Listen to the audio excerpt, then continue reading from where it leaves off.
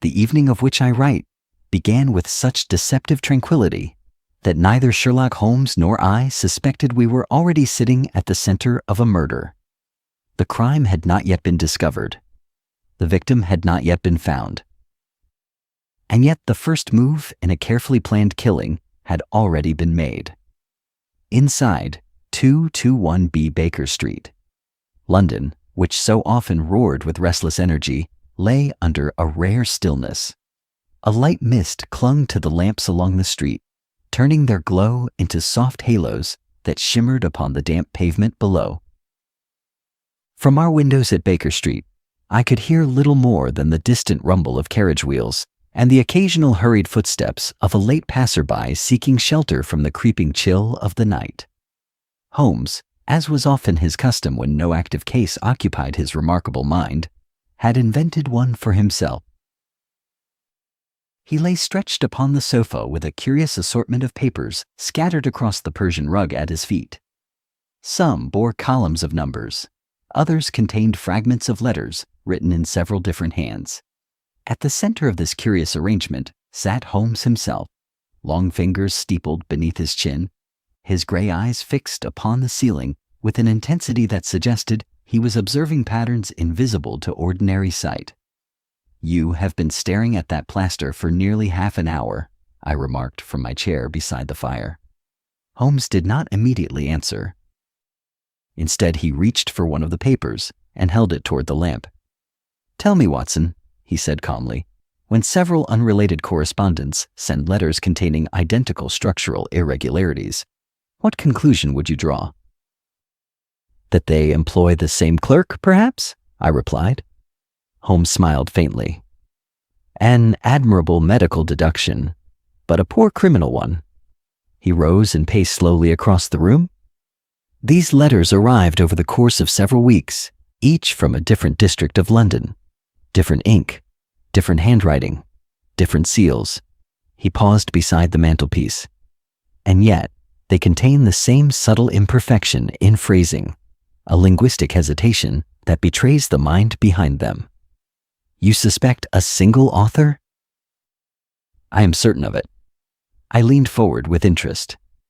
"And what is the purpose of such correspondence?" Holmes's expression darkened slightly. "That, my dear Watson, is precisely the question which occupies me tonight." He gathered several sheets together and arranged them neatly upon the table. "You see, the letters themselves are meaningless.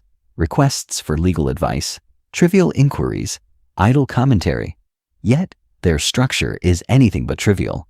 Each contains a concealed numerical rhythm embedded within the sentences." I frowned. "A code?"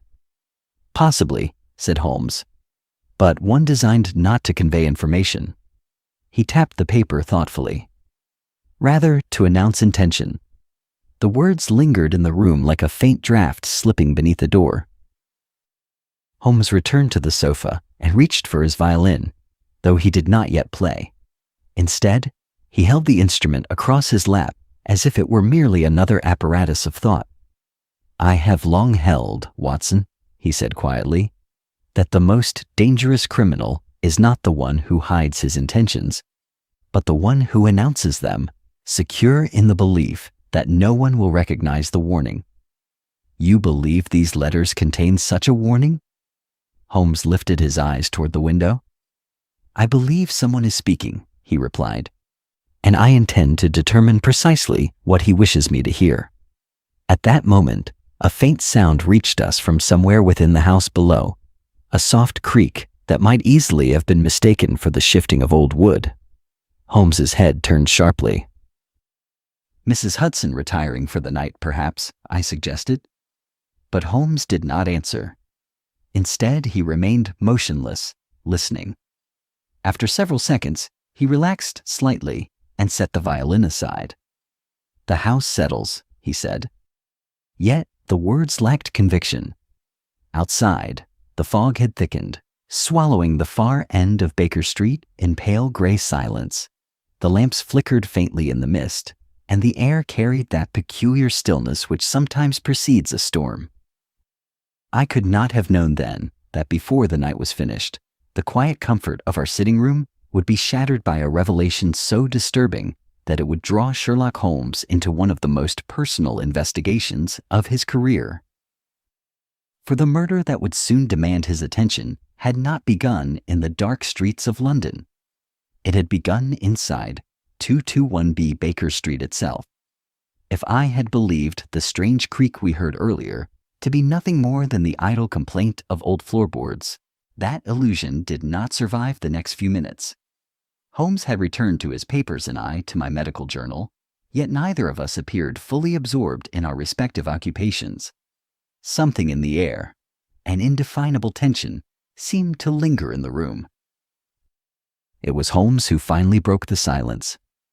"Watson," he said quietly, "have you ever noticed how often the smallest irregularity precedes the largest catastrophe?" "I cannot say that I have," I replied. "Then you have lived a fortunate life." Before I could answer, he rose once more and crossed the room toward the tall bookcase beside the fireplace.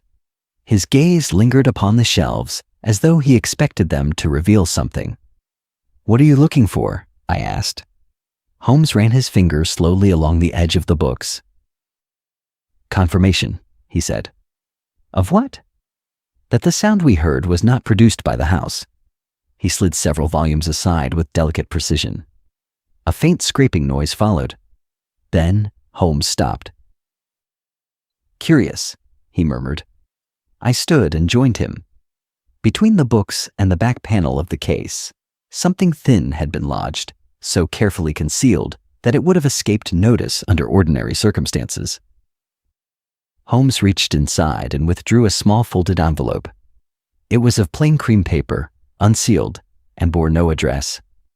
"How in the world did that get there?" I asked. Holmes did not answer immediately. He turned the envelope beneath the lamplight, studying it with that intense concentration I had come to recognize as the prelude to some significant deduction. "Observe, Watson," he said at last. He handed it to me. The paper felt unusually crisp, as though it had been placed there only recently. Inside was a single sheet containing a short message written in dark ink. I read it aloud. "Tonight, the first move is made. When the clock strikes 9, a man will die. The game begins at Baker Street." A chill ran through me. "Good heavens, Holmes," I said. "Is this some sort of threat?" Holmes took the letter back and examined the handwriting closely. "No," he said quietly. "Not a threat." "Then what?" "A declaration." He crossed the room and held the paper beneath the stronger light near the window. The handwriting was precise, but oddly restrained, as though the writer had consciously suppressed his natural style. Holmes's eyes narrowed. "Most interesting." "You recognize it?" I asked. Holmes remained silent for several seconds. Then he spoke in a tone that was far more serious than I had yet heard that evening. "I recognize the method used to disguise it." "You mean the writer altered his handwriting?" "Quite deliberately." He tapped the page lightly. "Yet even the most careful disguise cannot entirely conceal the habits of the hand." "What habits?" "The spacing of the letters, the pressure applied to the pen, the peculiar angle of the final strokes." He folded the paper slowly. "I have seen these characteristics before." "Where?" Holmes looked directly at me. "In a letter written by a man who died 3 years ago?" I stared at him. "That is impossible." "Quite so." Holmes's expression, however, suggested he found the impossibility deeply fascinating rather than alarming. He placed the letter beside the coated papers upon the table. "Let us examine the message more closely." He pointed to the final line. "The game begins at Baker Street." "That sounds like a challenge," I said. Holmes nodded. "A challenge addressed specifically to me." "But why hide the letter here?" "That," Holmes replied thoughtfully, "is the most remarkable aspect of all." He moved toward the door and opened it abruptly. The staircase beyond lay silent and dimly lit. Holmes listened carefully before closing it again. "You see the difficulty, Watson," he said. "For this message to have been placed inside that bookcase tonight, someone must have entered our sitting room without our knowledge." I felt a sudden uneasiness. "You mean someone has been inside this room?" Holmes glanced again at the letter. "Yes. And quite recently." I looked around the familiar comfort of 221B Baker Street with a new and unsettling awareness. The fire crackled softly in the grate. The violin rested upon the sofa. The scattered papers lay where Holmes had left them. Everything appeared unchanged. Yet the quiet security of the room had somehow been broken. Holmes checked the clock upon the mantel. Its hands pointed to 20 minutes before 9.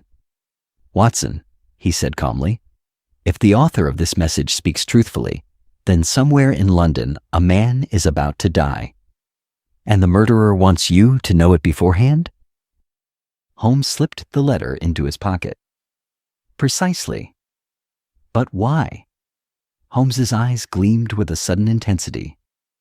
"Because, my dear Watson," he said, "this murder is not merely a crime. It is the opening move of a game." Holmes had scarcely finished speaking when the clock upon the mantel began to strike the quarter hour. Its calm, deliberate chime seemed unusually loud in the tense quiet of our sitting room. 20 minutes remained until 9. Holmes stood motionless near the window, his eyes fixed upon the misty street below. The fog had thickened considerably, blurring the outlines of the houses opposite and swallowing the far lamps in a dull amber glow. "Holmes," I said at last, "surely this message could be some elaborate jest." Holmes did not turn. "Possibly," he replied. "Yet I have rarely encountered a practical joker with sufficient ingenuity to conceal a letter within my own bookcase. And the handwriting?" Holmes folded his arms. "That is precisely what troubles me." Before I could press him further, a sudden and violent knocking echoed from the door below. 3 heavy blows struck the entrance in rapid succession. Holmes's head lifted slightly. "Ah," he murmured. Mrs. Hudson's voice rose faintly from the hallway downstairs, followed by hurried footsteps upon the staircase. A moment later, the door to our sitting room burst open with far less ceremony than Mrs. Hudson would ordinarily permit. Inspector Tobias Gregson of Scotland Yard entered the room, his hat askew and his breath visibly quickened by haste. "Holmes!" he exclaimed. "I am very glad to find you at home." Holmes regarded him calmly. "That would appear to be fortunate for both of us, Inspector." Gregson glanced briefly at me before continuing. "We have had a most singular business occur not 15 minutes ago." Holmes gestured toward a chair. "Pray sit down and tell us." Gregson remained standing. "I fear there is little time for sitting." Holmes's eyes sharpened slightly. "Indeed?" "A gentleman has been found dead in Cavendish Square." The words seemed to settle heavily upon the room. "A murder?" I asked. "That remains to be determined," Gregson replied. "But the circumstances are unusual enough to require your attention." Holmes moved slowly toward the fireplace. "And what circumstance precisely leads you to believe I should involve myself?" Gregson reached into the pocket of his overcoat. "This one." He withdrew a small rectangular card and placed it upon the table. Holmes leaned forward. The card was plain and unremarkable, except for the single line printed neatly across its surface. 221B Baker Street. For a moment, no one spoke. Gregson cleared his throat. "We discovered it inside the dead man's coat pocket." Holmes picked up the card and studied it thoughtfully. "And the victim?" he asked. "A Mr. Nathaniel Harcourt." The name seemed to mean nothing to Holmes, for his expression remained unchanged. "A man of some means," Gregson continued, "retired from business, lived alone in a townhouse overlooking the square." "And the manner of his death? That is where matters grow peculiar."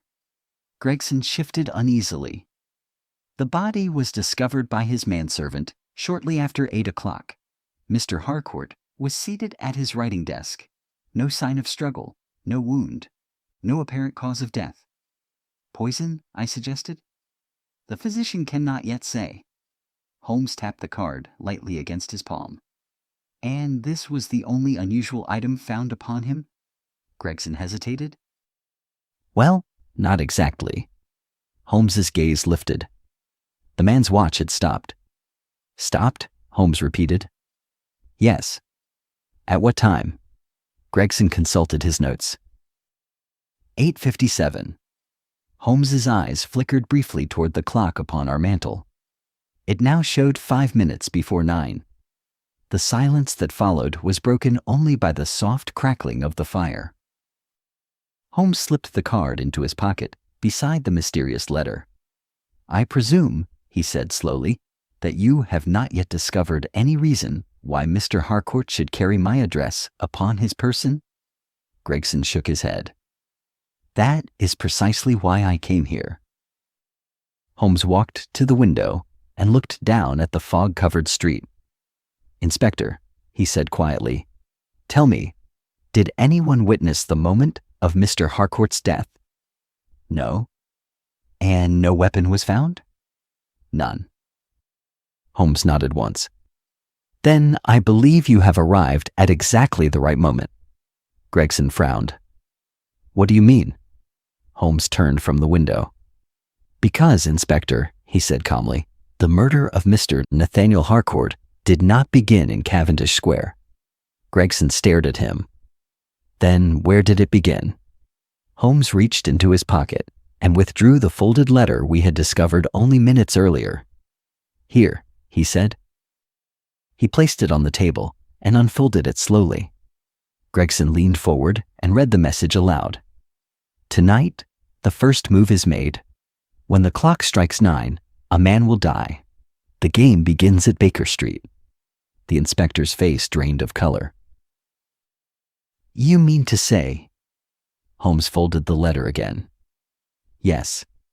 He glanced briefly toward the mantel clock, whose hands now approached the hour. Mr. Harcourt's death, Holmes continued, was announced before it occurred. Gregson stared at him in astonishment. But that would mean... Holmes's expression hardened slightly. That someone, he said, has chosen to begin a very dangerous game. And he has chosen Baker Street as the board. Inspector Gregson remained standing beside the table, his eyes fixed upon the letter Holmes had unfolded before him. The firelight flickered across the page, illuminating the ominous words with a clarity that made their meaning all the more unsettling. Holmes, he said at last, are you suggesting this message predicted Harcourt's death? Holmes leaned against the mantelpiece with his customary composure. I am suggesting nothing, Inspector, he replied calmly. I am merely observing that the message describes an event which has already occurred. Gregson ran a hand across his brow. But if that is true, it implies foreknowledge, Holmes finished. Gregson looked from Holmes to me and back again. And that would make this murder something very different from an ordinary crime. Holmes nodded slightly. Precisely. He turned toward the writing desk and gestured to the inspector. You mentioned the victim carried my address. Gregson produced a small leather wallet from his coat pocket. We recovered several personal effects from the body before coming here. Holmes accepted the wallet and examined it with great care. Mr. Nathaniel Harcourt, he murmured, reading the engraved name within. Do you know him? I asked. Holmes shook his head. No. He opened the wallet fully and removed several folded documents.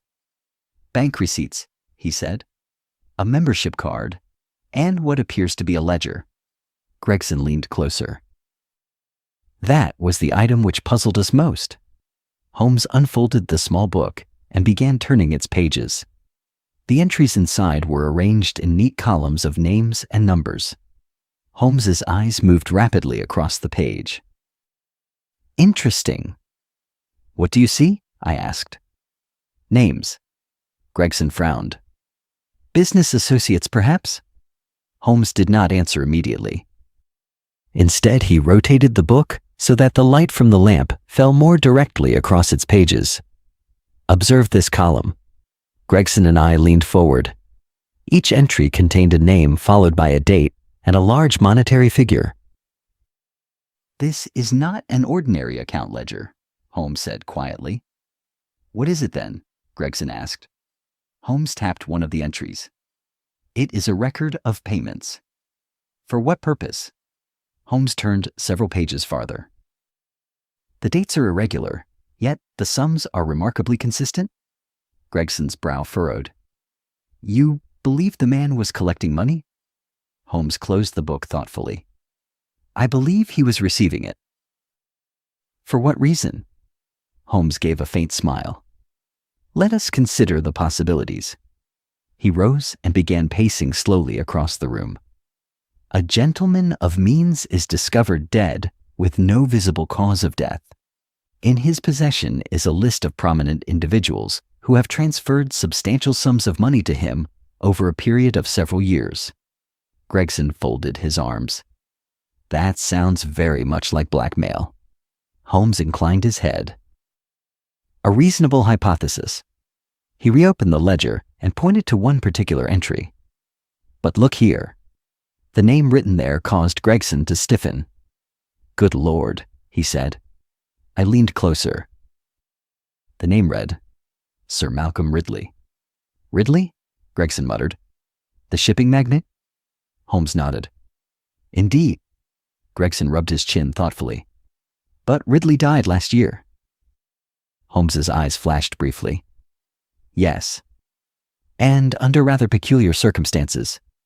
Gregson stared at him. You don't mean... Holmes turned another page. There were more names. Several of them I recognized from the newspapers, men of wealth and influence, men who had died unexpectedly within the past 2 years. Holmes closed the ledger slowly. Watson, he said, do you recall the cases of sudden death reported among several London financiers last winter? Yes, I replied. Heart failure, I believe. Holmes nodded. So it was said. Gregson looked uneasy. You're suggesting these deaths may not have been natural. Holmes placed the ledger on the table beside the letter. I am suggesting that Mr. Nathaniel Harcourt possessed knowledge which may have been extremely valuable. Valuable enough to kill for? Gregson muttered. Holmes raised a finger. Or dangerous enough. Gregson glanced at the letter again. And whoever wrote this knew Harcourt was about to die. Holmes's expression grew thoughtful. That appears to be the case.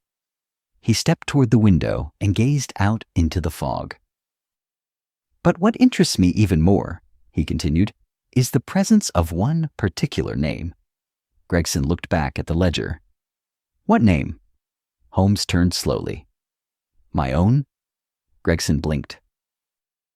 Your name? Holmes pointed to the final entry in the ledger. There, written in the same careful script, appeared the words, Sherlock Holmes, Baker Street. Gregson stared at it in disbelief. Holmes, what does that mean? Holmes regarded the entry for a long moment before answering. It means, Inspector, he said quietly, that whoever orchestrated the death of Nathaniel Harcourt intended this investigation to reach Baker Street. Gregson swallowed. You think you're the next target? Holmes shook his head slowly. No. His eyes gleamed with cold interest. I believe I am the intended opponent. Holmes turned back toward the letter lying on the table. The game has begun, he said softly. And its first move has been played. For several moments after Holmes spoke, none of us uttered a word. The crackle of the fire and the faint tick of the mantel clock seemed unusually loud, as though the quiet room itself had grown aware of the significance of the discovery before us. Inspector Gregson was the first to break the silence. Holmes, he said slowly, if your name appears in that ledger alongside the others, Does that mean Harcourt was blackmailing you as well? Holmes gave a faint, almost amused smile. My dear Inspector, I fear Mr. Harcourt would have found that a singularly unprofitable endeavor. Gregson frowned. Then why write your name at all? Holmes closed the ledger and rested his fingertips lightly upon its cover. That is precisely the question we must answer. He turned to me. Watson, you observed the earlier entries. What did you notice about the individuals listed? I thought for a moment. They were all men of considerable influence. Indeed. And several of them, I continued slowly, have died within the last 2 years. Holmes nodded. You perceive the beginning of the pattern. Gregson shifted uneasily. But surely that could be coincidence. Holmes walked to the window once more and gazed into the fog-shrouded street. In matters of crime, he said calmly, coincidence is a luxury we can rarely afford. He turned back toward us. Consider the sequence carefully. A man maintains a private ledger containing the names of prominent figures who have paid him substantial sums of money.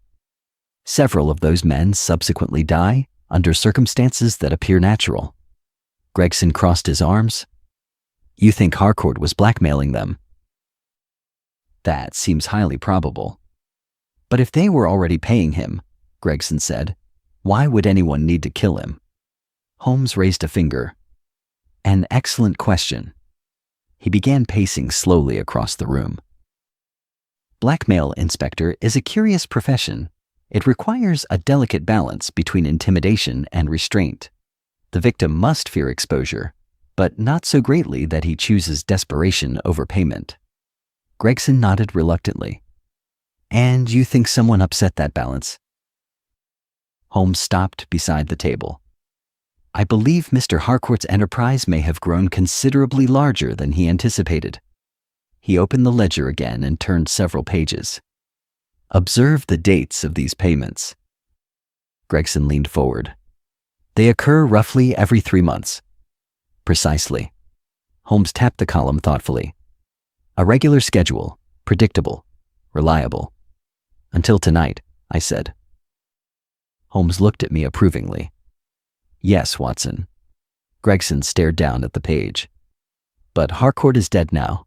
If someone killed him to escape blackmail, surely the ledger would have been destroyed.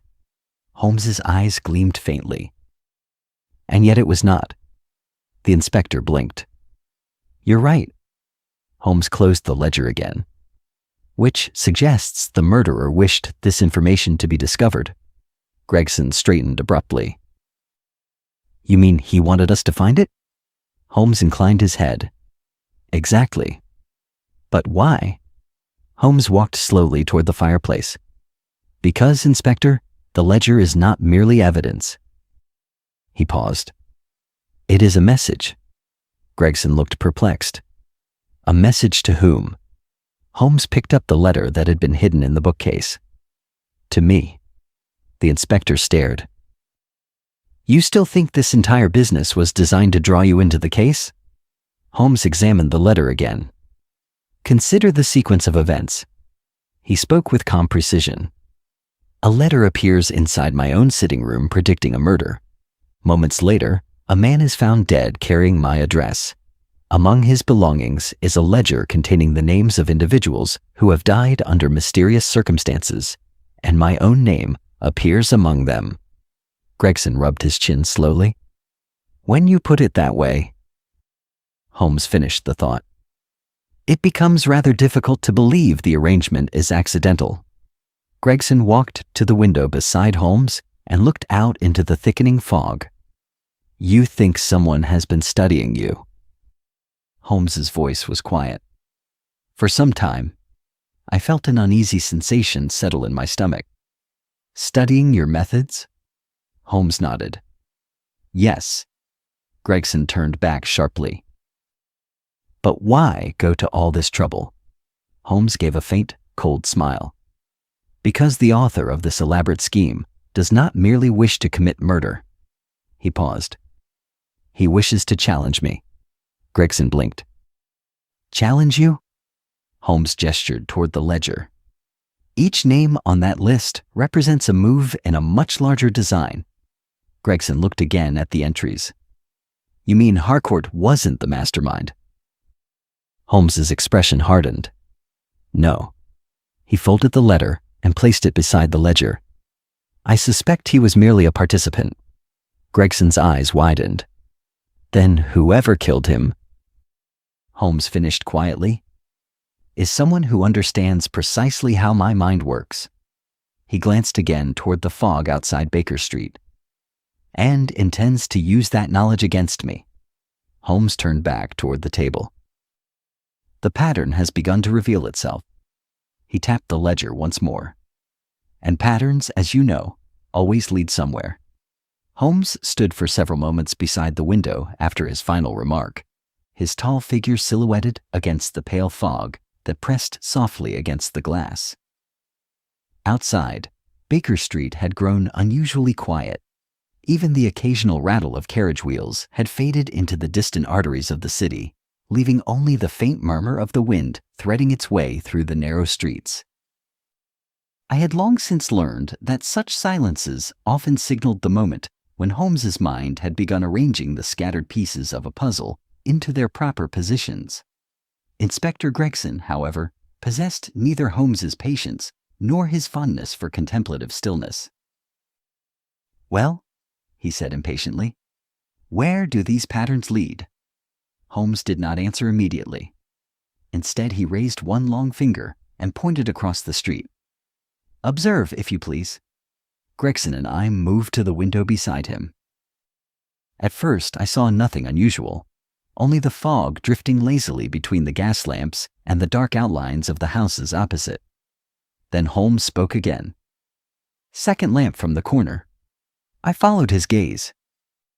There, beneath the dull glow of the street lamp, stood a solitary figure. The man appeared to be leaning casually against the iron railing of the pavement, his collar raised against the damp air. From that distance his face was obscured by shadow, yet something in the stillness of his posture suggested deliberate observation rather than idle loitering. Gregson squinted. What of him? Holmes's voice was quiet. He has been standing there for nearly 15 minutes. You're certain? I rarely mistake stillness for coincidence. Gregson snorted softly. A man waiting for a cab, perhaps. Holmes's faint smile returned. Possibly. He watched the figure for several more seconds. Yet the gentleman has not once glanced toward the road. Gregson frowned. Then what is he looking at? Holmes answered without hesitation. Our window. I felt a small chill pass through me. You think he's watching us? Holmes stepped back from the glass. I think, he said thoughtfully, that he wishes us to notice him. Gregson raised an eyebrow. That seems a dangerous strategy for a criminal. Holmes returned to the table and gathered several of the coded letters we had been examining earlier. On the contrary, he said calmly, it is the strategy of a man who desires to observe my reaction. Gregson folded his arms. You're saying he wants to provoke you? Holmes nodded slightly. Yes. And you intend to oblige him? Holmes's eyes gleamed faintly. Only partially. He selected one of the papers and placed it deliberately upon the desk where it would be clearly visible from the window. Gregson watched him curiously. What are you doing? Holmes adjusted the lamp so that its light fell directly upon the sheet. I am offering our observer a clue. A clue? A false one. Gregson leaned forward. You mean you're baiting him? Holmes's smile widened slightly. An inelegant phrase, Inspector, but not entirely inaccurate. I returned my gaze to the street. The shadowed figure remained beneath the lamp. But now he shifted slightly. Gregson noticed it as well. There, he whispered. He moved. Holmes did not look toward the window. Instead, he remained standing beside the desk, studying the arrangement of the papers with quiet satisfaction. Excellent, he murmured. Gregson stared at him. You expected that? Holmes nodded. Every criminal, Inspector, possesses one fatal weakness. And what is that? Curiosity. Holmes turned calmly toward the window at last. The figure across the street had straightened from the railing. For a brief moment, the man's face lifted toward the light of the lamp, but the fog blurred its features before either Gregson or I could distinguish them. Then, with quiet deliberation, the stranger turned and disappeared into the gray veil of the London night. Gregson exhaled slowly. "Well," he said, "that settles one thing." Holmes tilted his head.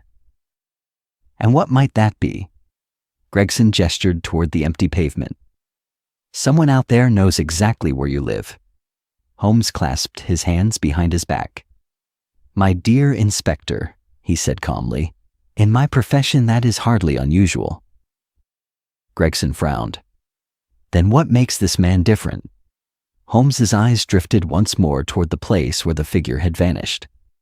"Because," he replied softly, "he is not merely observing Baker Street." Holmes paused. "He is observing me." I felt the weight of the situation settle more heavily upon the room. "And that means," I said slowly, "he already knows you are investigating the murder." Holmes nodded. "Yes." Gregson shook his head. "That seems an extraordinary risk." Holmes's voice remained calm. "Only if one fears discovery." The inspector stared at him. "You believe this man wants to be found?" Holmes returned to the table and picked up the ledger once more. "I believe," he said quietly, "that the individual orchestrating this affair has spent considerable time studying my habits."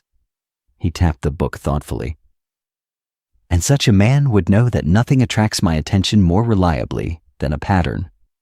Gregson's voice grew uneasy. "You think he's leading you somewhere?" Holmes looked up. "Exactly." He closed the ledger with a soft snap. "The question is not whether we are being watched." Gregson shifted uneasily. "Then what is the question?" Holmes's eyes gleamed with quiet intensity. "The question, Inspector, is what our watcher hopes I will discover next." For some minutes after the disappearance of the stranger across Baker Street, Holmes remained silent. He had returned to the writing desk and spread the coded letters once again across the surface, arranging them with the careful precision of a chess player studying a board whose pieces had been deliberately disturbed. Inspector Gregson, whose patience had already been tested more than once that evening, finally cleared his throat. "Well, Holmes," he said, "you've had your shadow and your pattern. What does it all mean?" Holmes did not look up. "It means," he replied calmly, "that our adversary possesses both patience and imagination." He lifted the letter that had been hidden in our bookcase earlier that evening. The paper seemed harmless enough beneath the lamplight, merely a brief sentence announcing the opening move of a deadly game. Yet Holmes regarded it with the intense concentration of a man examining the mechanism of a clock. "Watson," he said, "have you ever observed that the most effective secrets are often placed in the most obvious locations?" "I cannot say I have," I replied. Holmes tapped the page. "Criminal ingenuity often depends not upon concealment, but upon misdirection. The mind expects complexity and therefore overlooks simplicity." Gregson frowned. "Are you saying there's more to that message than what's written?" Holmes smiled faintly. "There always is." He reached for a pencil and lightly traced several marks upon a blank sheet beside the letter. "Observe the sentence structure carefully." I leaned forward. The message read, "Tonight the first move is made. When the clock strikes 9, a man will die. The game begins at Baker Street." Holmes drew 3 vertical lines across his paper. "3 sentences," he said. Gregson nodded. "Yes." Holmes began writing numbers beneath them. 3 statements of fact. Gregson folded his arms. "Well, the first 2 appear accurate enough." Holmes glanced up briefly. Appearances are frequently deceptive. He tapped the first sentence. Tonight, the first move is made. Gregson shrugged. That seems plain enough. Holmes shook his head. Too plain. He circled the word first. A curious choice of language. Gregson stared at him. What's curious about it? Holmes leaned back slightly in his chair. In games of strategy, the first move rarely occurs at the moment one believes it has begun. I felt a slow realization begin to form. You mean the murder of Harcourt was not the first move? Holmes's eyes gleamed approvingly. Precisely, Watson. Gregson looked puzzled. But if that wasn't the first move, then what was? Holmes turned the page of his notes and began writing several dates taken from the ledger. Let us review the sequence of events. He spoke with the calm precision of a lecturer. Over the past 2 years, a number of prominent men have died under circumstances that appear entirely natural. Their names appear in Mr. Harcourt's ledger. Gregson nodded reluctantly. Yes. Holmes tapped the paper again. Yet tonight, someone announces that the first move has been made. Gregson's expression slowly changed. You think those earlier deaths were part of the same plan? Holmes inclined his head. It is becoming increasingly difficult to believe otherwise. Gregson let out a low whistle. That would mean this business has been going on for years. Holmes rose and began pacing slowly across the room. Indeed. He paused beside the fireplace. And that raises an even more troubling possibility. What is that? I asked. Holmes turned toward us. That the author of this message has been preparing this challenge for a very long time. Gregson shook his head. All that effort just to provoke you? Holmes's voice was quiet. Not merely to provoke me. He lifted the letter again and pointed to the final sentence. The game begins at Baker Street. Gregson frowned. You keep repeating that part. Holmes nodded. For good reason. He placed the letter beside the ledger. Because the phrase contains the most important information of all. Gregson sighed impatiently. Holmes, if you know what it means, perhaps you might enlighten the rest of us. Holmes folded his hands behind his back. The sentence does not describe a location. Gregson blinked.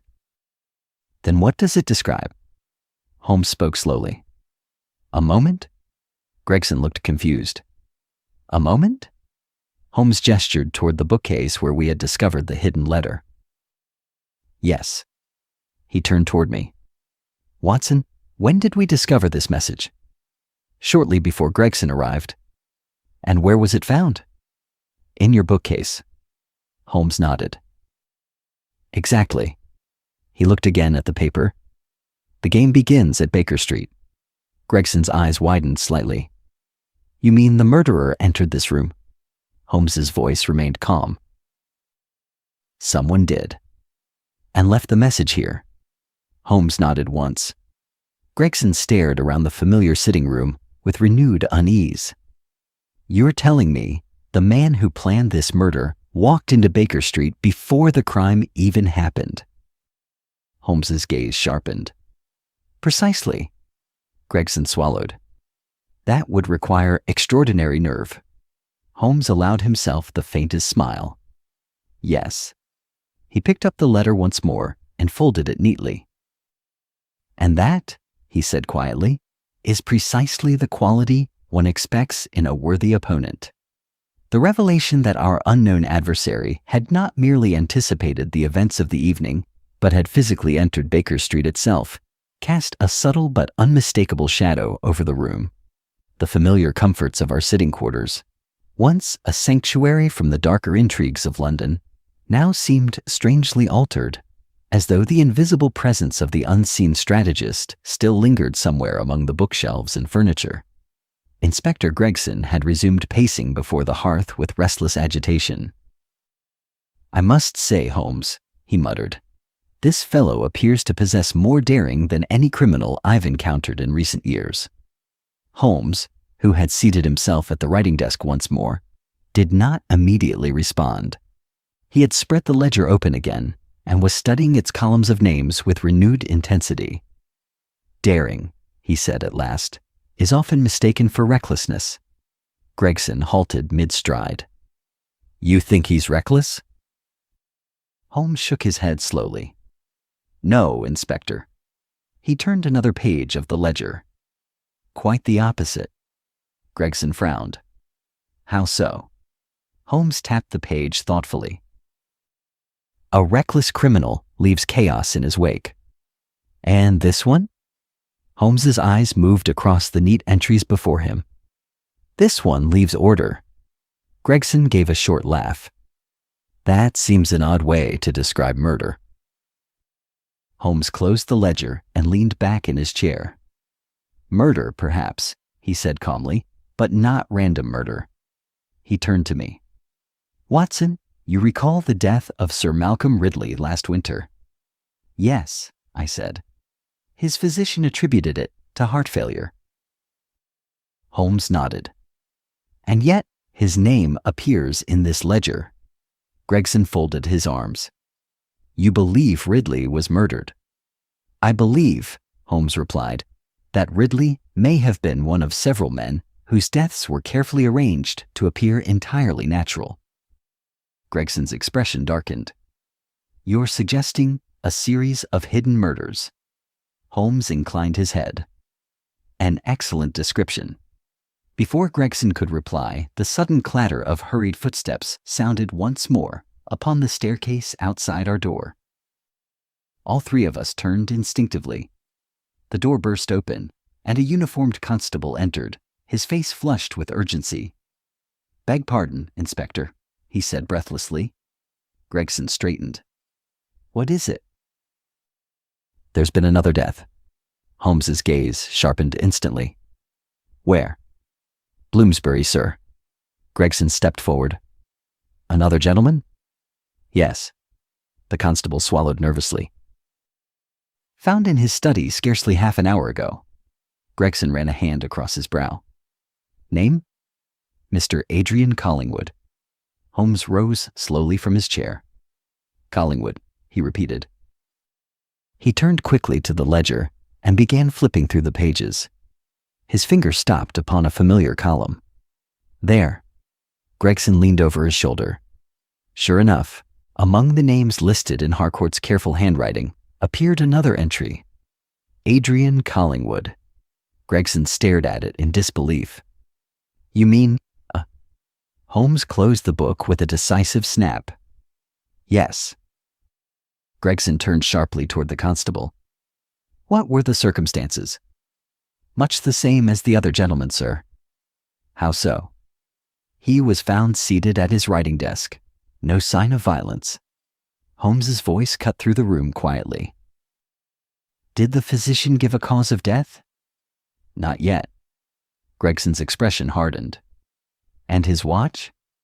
The constable blinked. "Watch, sir?" "Was there a watch?" The constable nodded slowly. "Yes." "And had it stopped?" The constable hesitated. "As a matter of fact, it had." Holmes exchanged a brief glance with me. Gregson leaned forward. "At what time?" The constable consulted a small notebook. 10 minutes past 9.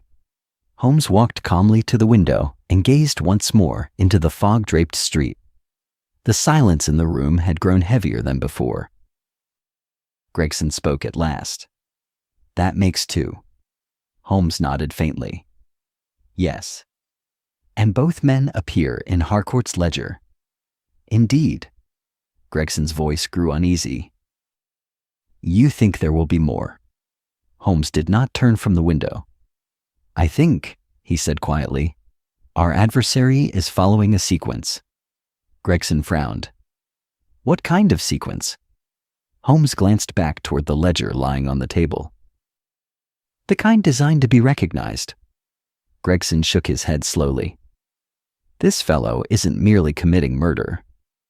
Holmes's expression remained calm. "No." He turned back toward us. He is recreating something. Gregson blinked. Recreating what? Holmes paused before answering. A pattern. He walked slowly toward the desk and placed his hand upon the ledger. A pattern from a case I solved several years ago. Gregson stared. You mean someone is copying one of your investigations? Holmes's voice was steady. Yes. Gregson's expression hardened. Then whoever's behind this isn't just a killer. Holmes gave a faint, thoughtful smile. No, Inspector. He tapped the ledger once more. He is a student. Gregson looked puzzled. A student of what? Holmes's gray eyes gleamed faintly in the lamplight. A student, he said quietly, of Sherlock Holmes. For several moments after Holmes delivered his final remark, the room remained steeped in silence. The significance of the name written in Harcourt's ledger had settled heavily upon all present. Even Inspector Gregson, whose practical temperament rarely yielded to speculation, appeared visibly unsettled by the prospect that the evening's murders were merely steps in a calculated intellectual contest. Holmes, however, displayed none of the agitation that such news might reasonably provoke. On the contrary, a peculiar energy had begun to animate his movements. His eyes shone with a restrained intensity that I had observed only during those rare occasions when he encountered an opponent capable of engaging his mind at its highest level. Gregson noticed it as well. You seem remarkably calm for a man whose name appears to be next on a murderer's list, he remarked. Holmes gave a faint smile. On the contrary, Inspector, I find this situation rather encouraging. Gregson stared at him. Encouraging? Holmes moved toward the writing desk and spread the ledger open once more. Mr. Edward Langford has demonstrated considerable patience, he said.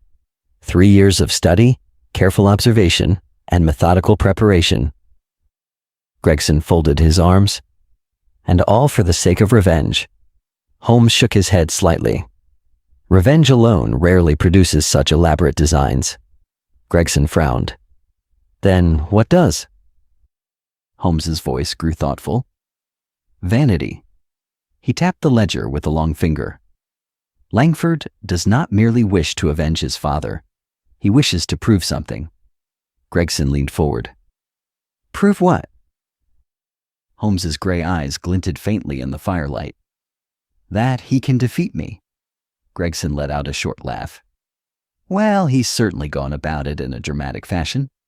Holmes closed the ledger. Indeed. He rose and began pacing slowly across the room. But such elaborate games often contain an inherent weakness. Gregson watched him closely. What weakness? Holmes stopped beside the fireplace. They rely upon predictability. Gregson frowned. I don't follow. Holmes turned toward the inspector. Langford believes he understands my reasoning. And you think he's mistaken. Holmes's smile was faint, but unmistakably confident.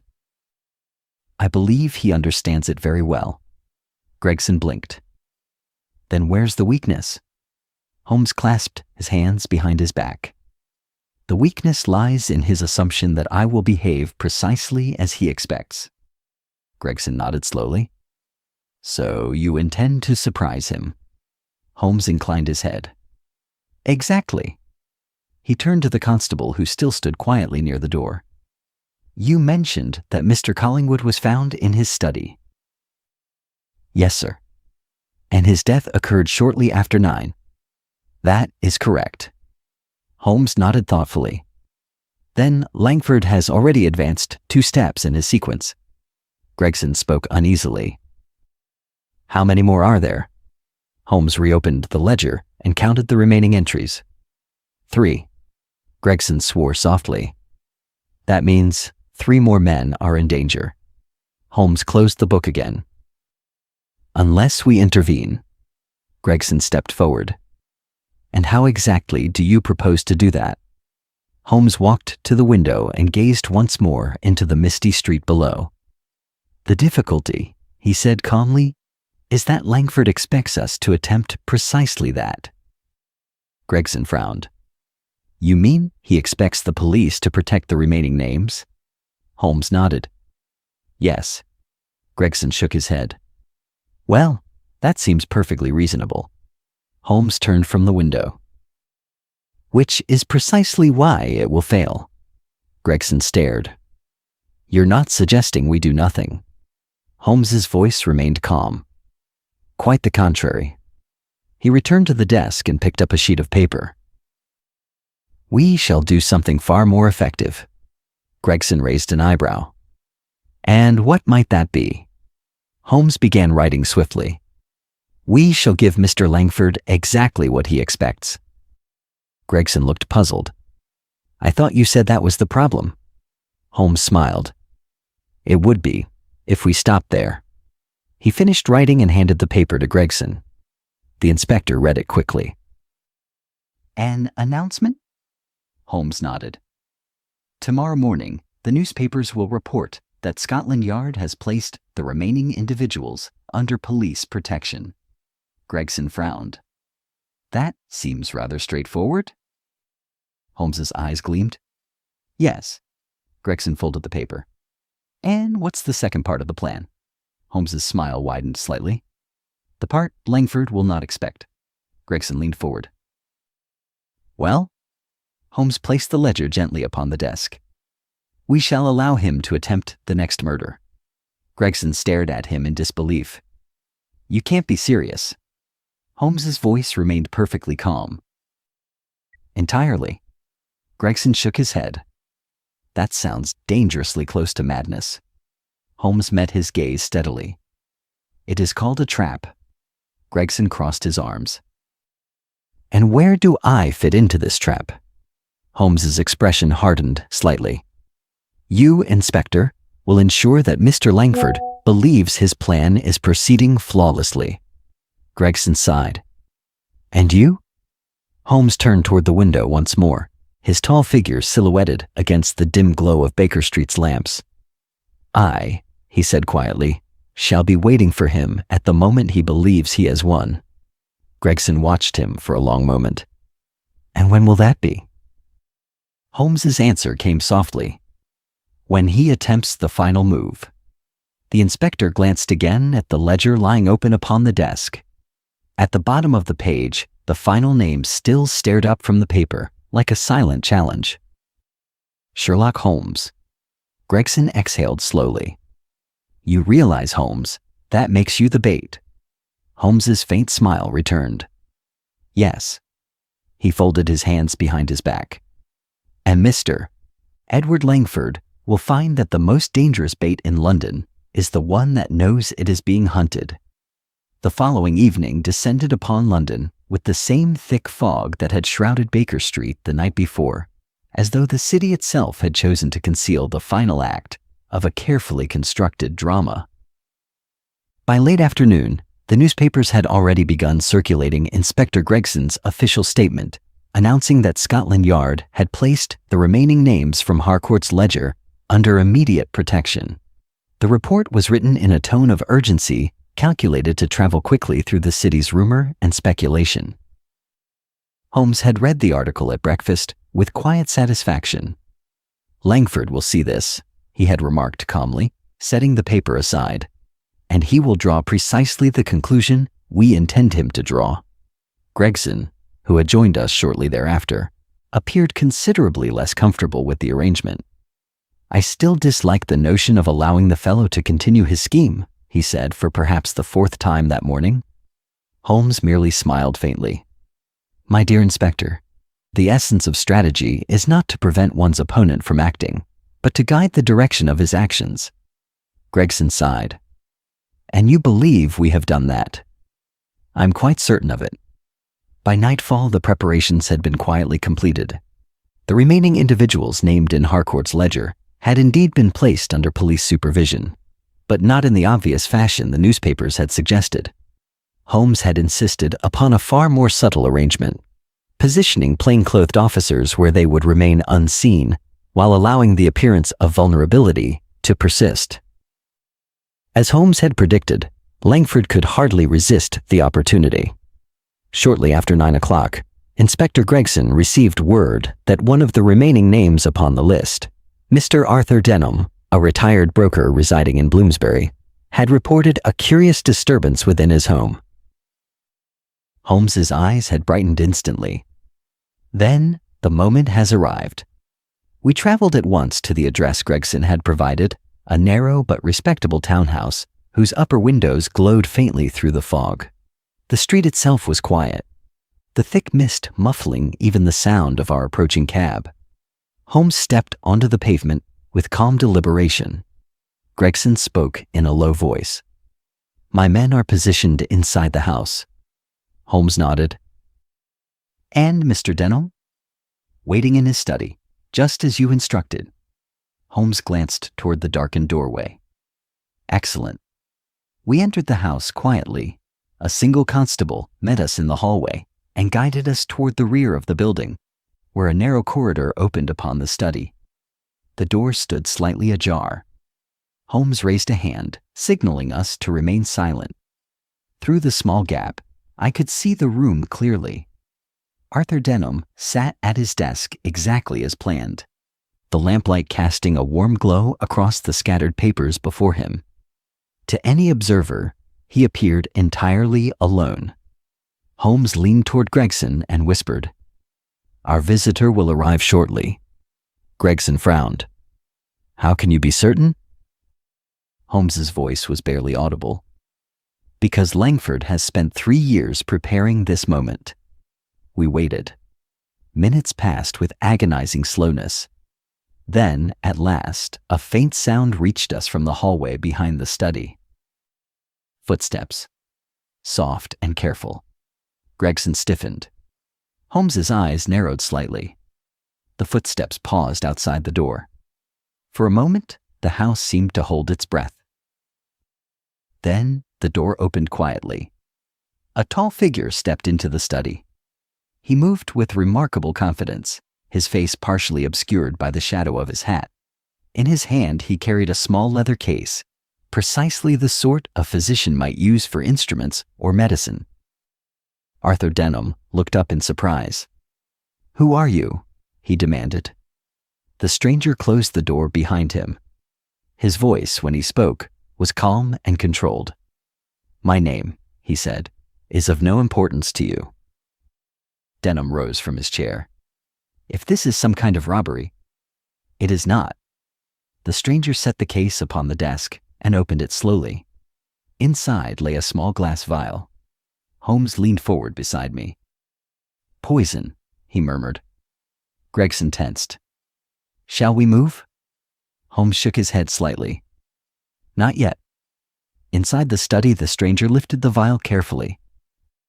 Denham's voice had grown uneasy. "What do you want?" The man smiled faintly. "Only to complete a sequence." At that moment, Holmes stepped forward and pushed the door fully open. "I'm afraid," he said calmly, "that sequence ends here." The stranger froze. Gregson and 2 constables rushed into the room behind Holmes, blocking the exit. For several seconds, no one moved. Then, the man slowly removed his hat. The lamplight revealed a pale, composed face and sharp, intelligent eyes. Holmes regarded him steadily. "Mr. Edward Langford," he said quietly. Langford's lips curved into a thin smile. "I wondered how long it would take you, Mr. Holmes." Gregson stepped forward. "Edward Langford, you are under arrest for the murders of Nathaniel Harcourt and Adrian Collingwood." Langford barely glanced at him. His gaze remained fixed upon Holmes. "I must confess," he said softly, "I expected a slightly more dramatic conclusion." Holmes folded his hands behind his back. "You mistake this for the conclusion?" Langford tilted his head. "Do I?" Holmes's eyes gleamed faintly. "Yes." He nodded toward the vials still resting on the desk. "The true conclusion lies in the explanation." Langford smiled again. "Ah," he said. "That part I have been waiting for." For a moment after Holmes spoke, the room remained motionless. The fog outside pressed faintly against the study windows, dulling the gaslight from the street beyond and casting the interior of the room into a strange half-shadow. Edward Langford stood beside the desk, exactly as he had when Holmes had entered, his composure so complete that one might have mistaken him for a gentleman awaiting the beginning of a lecture rather than the conclusion of a murder. Inspector Gregson stepped forward cautiously. "I suggest you place the vial back on the desk and keep your hands where we can see them." Langford obeyed with almost theatrical calm. He set the small glass vial down precisely where it had rested moments before and folded his hands loosely before him. "My dear Inspector," he said lightly, "I assure you that the evening's drama has already been interrupted beyond repair." Gregson frowned. "That remains to be seen." Langford's attention returned immediately to Holmes. "Mr. Holmes, however," he said quietly, "has been the true audience for this performance." Holmes regarded him with measured interest. "You flatter yourself, Mr. Langford." Langford's smile did not waver. "Do I?" Holmes stepped further into the room, his expression calm but attentive. "You have devoted considerable time and effort to the arrangement of these crimes," he said. "One cannot help but admire the patience involved." Langford inclined his head slightly. "I hoped you might appreciate that." Gregson shifted impatiently. "Holmes, perhaps we might postpone the philosophical discussion until after this man has been taken to Scotland Yard." Langford gave a soft chuckle. "Oh, Inspector, you misunderstand the situation entirely." Gregson's eyes narrowed. "How so?" Langford turned his gaze toward Holmes again. "Because the real purpose of this evening was never escape." Holmes's brow lifted slightly. "No?" Langford shook his head. "On the contrary." His voice grew quieter. "The purpose was understanding." Gregson snorted. "That sounds like the sort of nonsense criminals invent when they've been caught." Langford did not even glance at him. "My father once said," he continued calmly, "that Sherlock Holmes possessed the most extraordinary mind in England." Holmes's expression remained neutral. "Your father was overly generous." Langford's smile faded slightly. "He was also the man you destroyed." The room fell silent. Gregson shifted uncomfortably. "Langford was a criminal," he said. "Your father built a fraudulent empire and ruined half the investors in London." Langford's eyes hardened briefly. "Yes." He nodded slowly. "And you exposed him." Holmes did not deny it. "I did." Langford's gaze lingered on him. "I was present during the investigation." Holmes's eyes sharpened. "I remember." Langford tilted his head slightly. "You should. I watched every stage of your reasoning, every deduction, every small detail that led you to unravel my father's operation." Gregson folded his arms. "And that inspired you to start murdering people?" Langford shook his head slowly. "No." His voice softened. "It inspired me to study." Holmes remained silent. Langford continued. "You see, Mr. Holmes, my father always believed that intelligence was the greatest form of power. When you defeated him, I realized that your mind represented the only authority capable of destroying his empire." Holmes spoke quietly. "So you decided to challenge it." Langford nodded once. "Yes." Gregson muttered something under his breath, but Langford ignored him. "For 3 years," he said calmly, "I examined every detail of your investigation, the order of witnesses, the pattern of your deductions, the sequence in which you uncovered the truth." Holmes's gaze grew thoughtful. "And you reconstructed that sequence."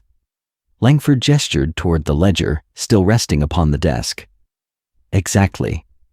Gregson frowned. "You mean the murders?" Langford nodded.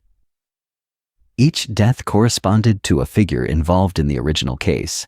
Each step recreated the order in which you dismantled my father's empire." Holmes regarded him carefully. "A rather elaborate tribute." Langford's smile returned. "Not tribute." His eyes gleamed faintly. Experiment, Gregson scoffed. You call murder an experiment? Langford's voice remained steady. I call it a test. Holmes leaned slightly forward. A test of what? Langford's answer came without hesitation. Whether Sherlock Holmes could still recognize the pattern he once discovered. Gregson shook his head in disbelief. You've risked the gallows just to prove a theory. Langford turned his gaze toward Holmes once more. Yes. Holmes studied him quietly. And what conclusion have you reached? Langford's smile widened. That the legend of Sherlock Holmes is entirely justified. Gregson let out a frustrated breath. You're insane. Langford shook his head. No, Inspector. He looked again at Holmes. I simply wished to know whether the greatest detective in England could still win his own game. Holmes's expression grew faintly reflective. And now that you have your answer, Langford gave a small nod. Now, he said calmly, I suppose the experiment is complete. The tension within the Bloomsbury study slowly subsided once Inspector Gregson's constables had secured Edward Langford and removed the vial from the desk. Yet even as the immediate danger had passed, a curious atmosphere lingered in the room, an atmosphere not of relief, but of intellectual aftermath. It was clear to anyone who knew Holmes that the evening's confrontation represented only the final step in a process that had begun long before Langford's arrest. Langford himself seemed almost serene as the constables stood on either side of him. He watched Holmes with a calm attentiveness that suggested he remained far more interested in the detective's reasoning than in the consequences awaiting him. Gregson, however, was not inclined toward philosophical patience. Well, he said, folding his arms, you've caught your man, Holmes. I suppose you might now explain how you managed it. Holmes regarded him thoughtfully. Certainly, Inspector. He moved toward the desk and lifted the ledger once more. This book, he began calmly, was both the instrument of Mr. Langford's design and the key to its unraveling. Gregson leaned forward slightly. I gathered as much. Holmes opened the ledger and turned it so that the names were visible once more.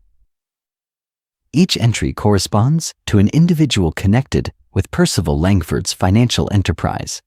When Mr. Harcourt died, the immediate assumption would naturally have been blackmail or revenge. Gregson nodded. Which was exactly what Langford wanted us to believe. Holmes inclined his head. Indeed. Langford watched him with interest. Holmes continued. But the presence of my own name within the ledger introduced a complication. Gregson frowned. You mean because it made the case personal? Holmes shook his head slightly. No, because it introduced a pattern. Gregson sighed. You and your patterns. Holmes smiled faintly. Patterns are merely the visible outline of human intention. He tapped the page lightly. When Mr. Collingwood's death followed Harcourt's so quickly, the sequence became unmistakable. Gregson nodded slowly.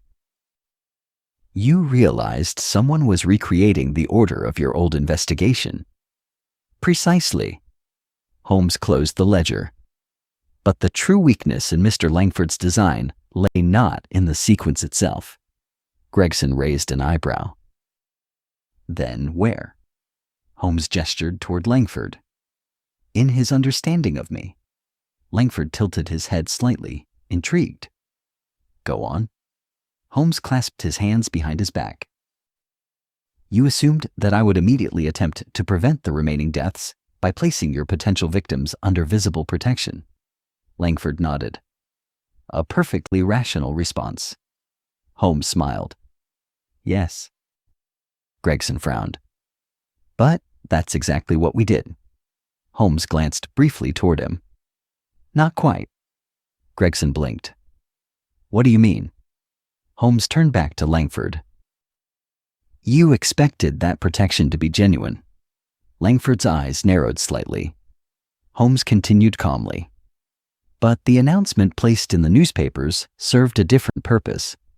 Gregson's brow furrowed. You mean the report about Scotland Yard guarding the victims? Holmes nodded. It was intended to reach only one reader. Langford's lips curved faintly. Myself. Holmes inclined his head. Exactly. Gregson's eyes widened slightly. You wanted him to believe his plan was succeeding.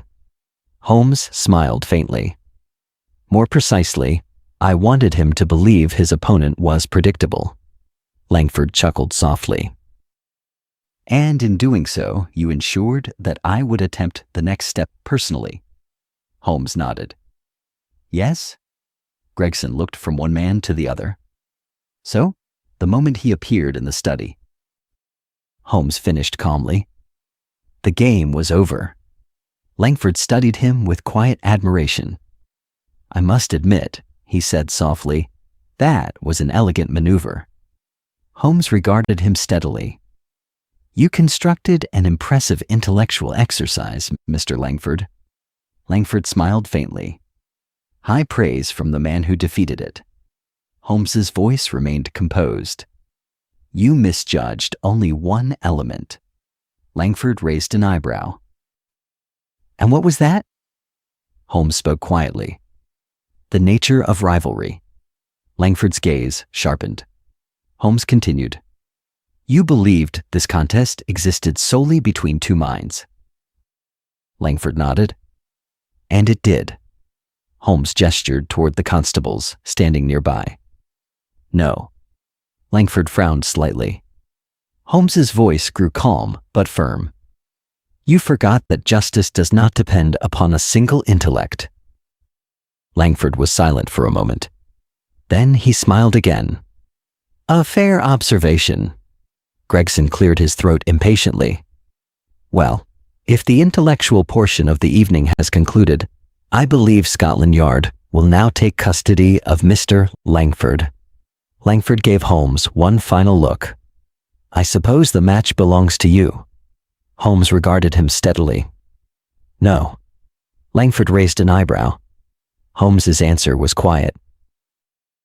The match belongs to reason. Langford considered this for a moment before nodding slowly. Perhaps. Gregson gestured to the constables. Take him. As they led Langford toward the door, he paused briefly and looked back at Holmes. I wonder, he said thoughtfully, if another mind might someday devise a more difficult challenge. Holmes's faint smile returned. My dear Mr. Langford, he replied calmly, London has never lacked for criminals. Langford nodded once. And yet, his eyes lingered thoughtfully upon Holmes. Very few worthy opponents. With that, he allowed himself to be escorted from the room. The door closed quietly behind him, leaving Holmes standing beside the desk with the ledger resting beneath his hand, the silent record of a contest that had ended precisely where it had begun, with the quiet certainty of deduction. It was close to midnight when Holmes and I finally returned to Baker Street. London had grown quieter still in the late hours, the thick fog drifting lazily between the street lamps like pale ghosts unwilling to surrender the night. Our cab rattled through the near-empty streets with a subdued echo that seemed fitting after the intensity of the evening's events. Holmes sat beside me in thoughtful silence during the entire journey. It was not unusual for him to withdraw into contemplation after the conclusion of a case. Indeed, I had often observed that the moment of resolution, the instant when the puzzle finally surrendered its last secret, was rarely the point at which Holmes's mind ceased working. On the contrary, it was often the beginning of a quieter and more reflective analysis. When we reached Baker Street, Mrs. Hudson had long since retired, and the house greeted us with the familiar creak of its old timbers and the soft whisper of the wind against the windows. Holmes entered the sitting room and paused beside the fireplace. The room appeared precisely as we had left it the previous evening, the violin resting upon the sofa, the scattered papers upon the desk, and the tall bookcase beside the wall where the mysterious letter had first been discovered. For a moment, Holmes simply stood there, studying the room with a faintly distant expression. "It is curious," he said at last. I removed my coat and hung it near the door. "What is curious?" Holmes stepped slowly toward the bookcase. "That an affair of such elaborate design should begin in so quiet a place." He ran his fingers lightly along the edge of the shelf where the envelope had been hidden. "Langford's boldest move was not the murders themselves," he continued thoughtfully. "No?" Holmes shook his head. "It was his decision to begin the game here. I considered this." "You mean inside Baker Street?" "Precisely." Holmes returned to the fireplace and lit his pipe. "The psychology of the act is quite revealing." "How so?" Holmes exhaled a thin stream of smoke toward the ceiling. "By placing the message in my own sitting room, Langford accomplished two things simultaneously." I sat down in my usual chair. "What were they?" Holmes spoke calmly. "First, he demonstrated that he had studied my habits closely enough to enter this room unnoticed. And second," Holmes's eyes gleamed faintly, "he transformed Baker Street itself into part of the puzzle." I nodded slowly. "Yes, I suppose he did." Holmes leaned back against the mantel. "Every move he made thereafter relied upon that same psychological premise." "That you would accept the challenge." Holmes smiled faintly. "Exactly." The fire crackled softly in the grate. For a few moments neither of us spoke. At length I broke the silence. "Holmes, do you believe Langford truly intended to defeat you?" Holmes considered the question carefully. "I believe he intended to prove something." "What was that?" Holmes's voice grew thoughtful. "That intellect alone can control the outcome of human events." I frowned. "And you disagree?"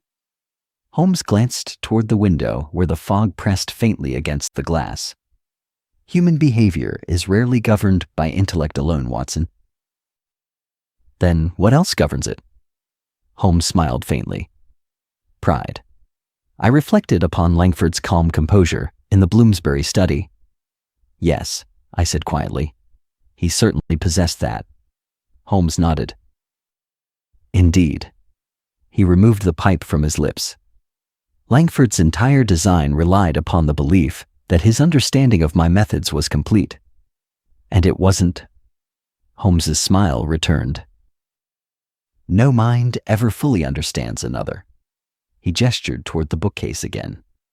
"Langford believed that by recreating the structure of the Langford scandal, he could force me to follow the same intellectual path I had taken 3 years earlier." "But you changed the path." Holmes inclined his head. "Precisely." I studied him thoughtfully. "You almost seemed to enjoy the contest." Holmes chuckled softly. "My dear Watson, the mind requires exercise just as the body does. And Langford provided it." Holmes nodded. "A most stimulating exercise." He crossed the room and retrieved his violin from the sofa.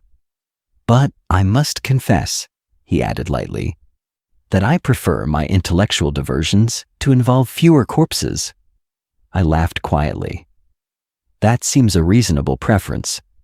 Holmes positioned the violin beneath his chin and drew the bow slowly across the strings. The first notes rose gently into the still air of the room, soft, thoughtful, and strangely peaceful after the dark events of the evening. As the music drifted through the quiet rooms of Baker Street, I found myself reflecting upon the peculiar nature of my friend's life. To the outside world, Sherlock Holmes was a man who pursued criminals through the shadowed streets of London, unraveling conspiracies and exposing deception wherever it appeared. Yet, to those who knew him best, he was something more complex than that. He was a mind in constant search of order within the chaos of human behavior. And as I listened to the quiet melody filling the room, I could not help but feel certain of one thing. No matter how carefully the next criminal prepared his challenge, Sherlock Holmes would be waiting.